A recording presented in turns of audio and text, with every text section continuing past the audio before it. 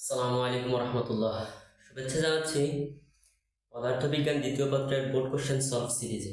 আজকে আমরা তাপগতিবিদ্যার চট্টগ্রাম বোর্ড 2025-এ আসা যে সৃজনশীলটি রয়েছে সেটি আমরা সলভ করব। তো এইখানে আমি প্রশ্নটা দিব, আমি দেখে দেখে সলভ করাবো।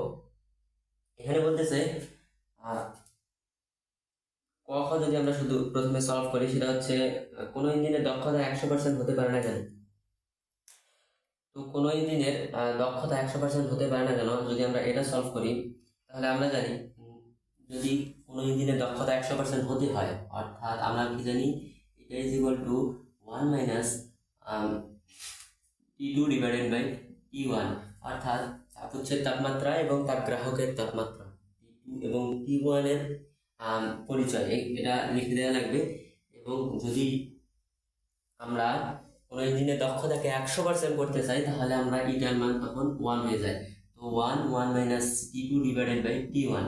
তো আমরা যদি এই 1 কাটা দেই তাহলে T2 divided by T1 is equal to 0। অর্থাৎ এর মানে কি, এর মানে T2 তখনই 0 হবে যখন T1 is equal to infinity হবে। T1 কোনোদিন কোনো সময় ইনফিনিটি হওয়া সম্ভব নয়, এজন্যই ইটা এর মান 100% হওয়া সম্ভব নয়। এতটুকু লিখে দিলেই হবে। এরপর আমরা যদি প্রশ্নটা পড়ি, প্রশ্নটাতে বলতেছে তাপ অপরিবাহী।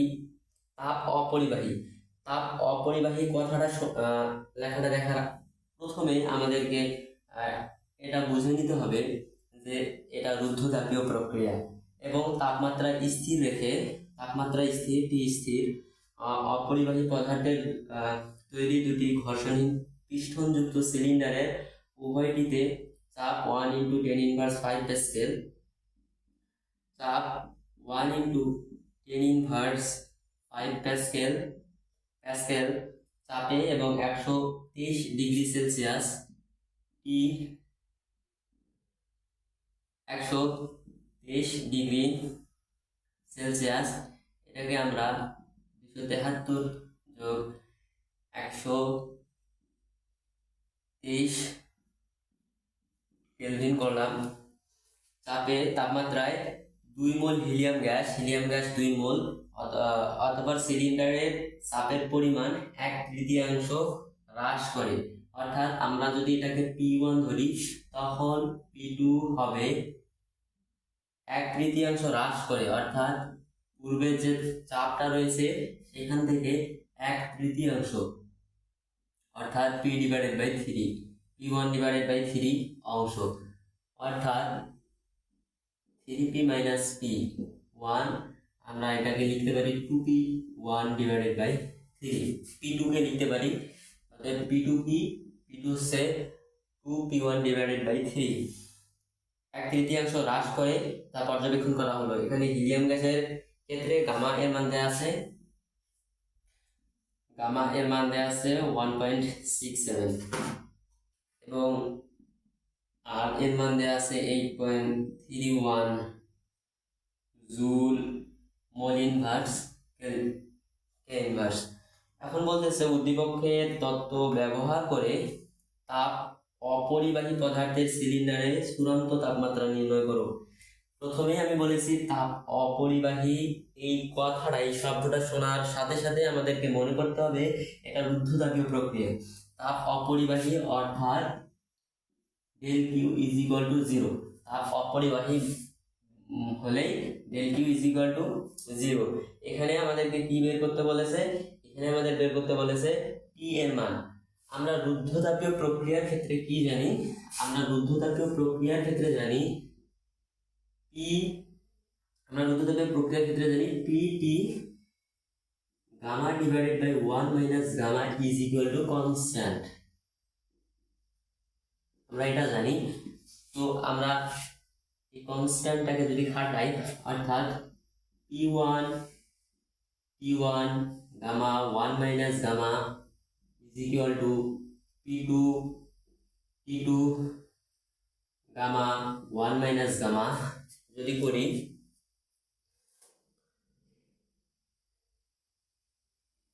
তাহলে এইখানে এই গামা ডিভাইডেড বাই 1 মাইনাস গামাটাকে আমরা যদি ভ্যানিশ করে দিতে চাই, তাহলে উভয় পক্ষে gamma divided by 1 minus gamma দ্বারা যদি আমরা ভাগ করি বা গুণ করি, তাহলে এই gamma divided by 1 minus gamma এটা পি এর উপর আসবে। তো যদি এটা পি এর উপর আসে, P gamma 1 minus gamma P1 P2 1 minus gamma P2 এরকম হবে।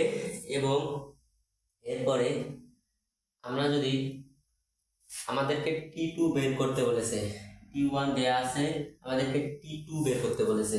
তো আমরা যদি T2টাকে বের করি, তাহলে T2কে আমরা এদিক নিয়ে আসলে, আমাদের T2কে এদিক নিয়ে আসলে সবকিছু ওই দিক চলে গেলে আমাদের হবে P1 divided by P2 gamma 1 minus gamma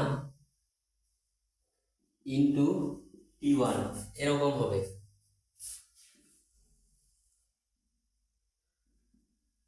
তো এরপর আমরা যদি T2টাকে বের করি, আমরা মান বসিয়ে দিলে আমাদের T2টা বের হয়ে আসবে। তো সরি, এখানে ভুল হয়েছে।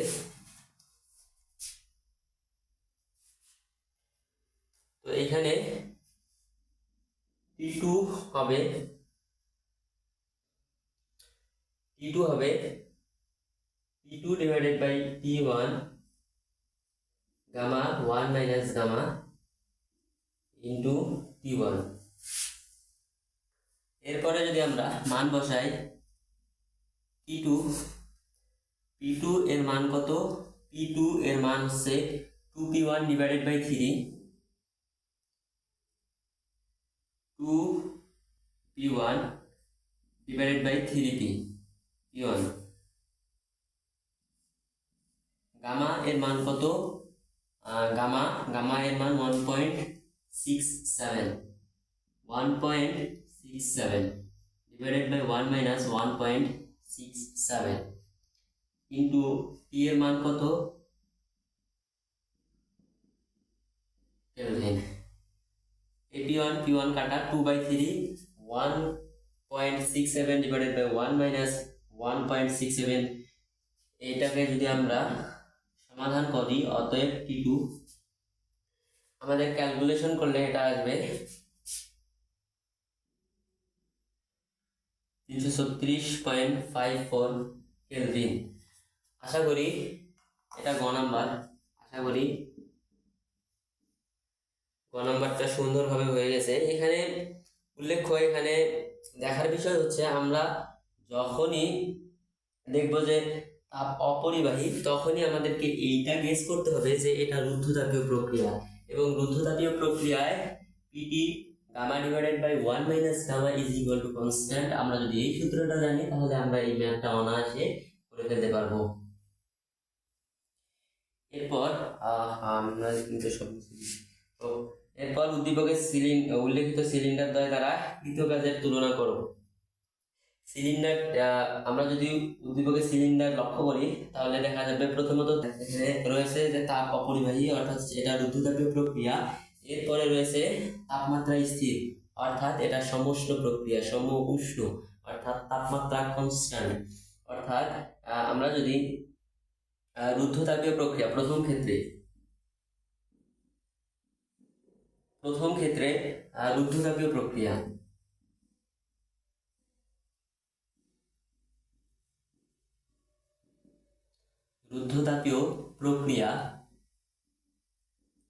আমরা জানি রুদ্ধতাপীয় প্রক্রিয়ায়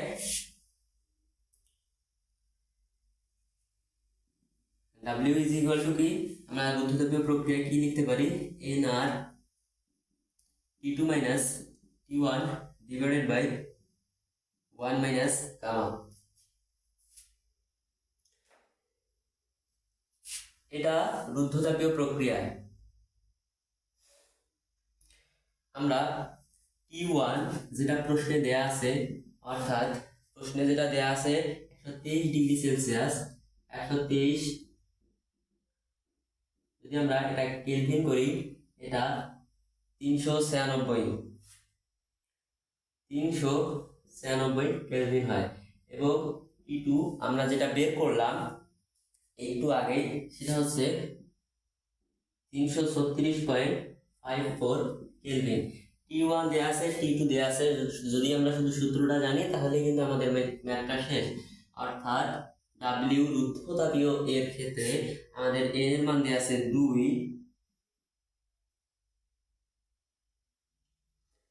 আর এর মান দেওয়া আছে 8.314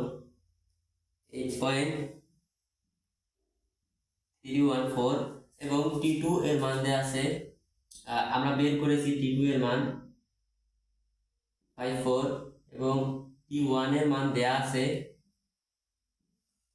1 মাইনাস গামা এর মান 1.67। অতএব W আসবে 147661 জুল। আমি ওইখানে প্রশ্নটা দিব, ওইখান থেকে আপনারা দেখবেন। এখানে জায়গা শর্ট হওয়ার কারণে আমি প্রশ্নটা লিখি নাই। এটা প্রথম ক্ষেত্রে শেষ।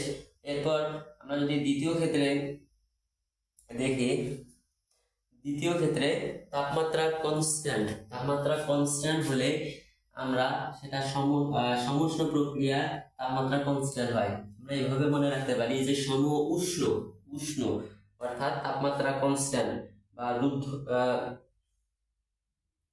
আমরা যদি এবার দ্বিতীয়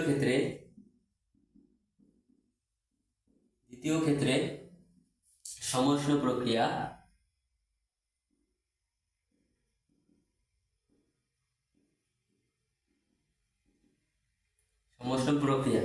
তো সমুষ্ণ প্রক্রিয়া এখানে W কি আমরা কি জানি, সবকিছুর মান বসাই। n এর মান 2 দেয়া আছে, 8.314, আর এর মান দেয়া আছে, t এর মান 396 দেয়া আছে, ln P1 P1 এবং P2 এর মান কত? P2 এর মান আমরা যে একটু আগে বের করলাম,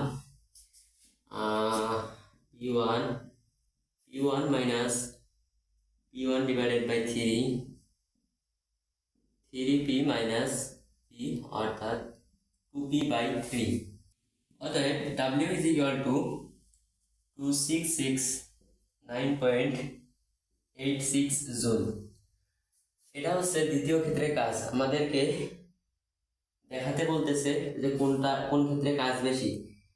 তো এটাকে যদি আমরা দ্বিতীয় ক্ষেত্রে দেখি তাহলে এটা 2669 এবং প্রথম ক্ষেত্রে কাজ এসেছিল 7661 জুল। তো আমরা দেখতে পাচ্ছি W2 এটা বড়, আমরা একটু আগে যেটা সলভ করলাম অর্থাৎ W1 এর চেয়ে। অতএব আমাদের অ্যান্সার হবে W2 W1।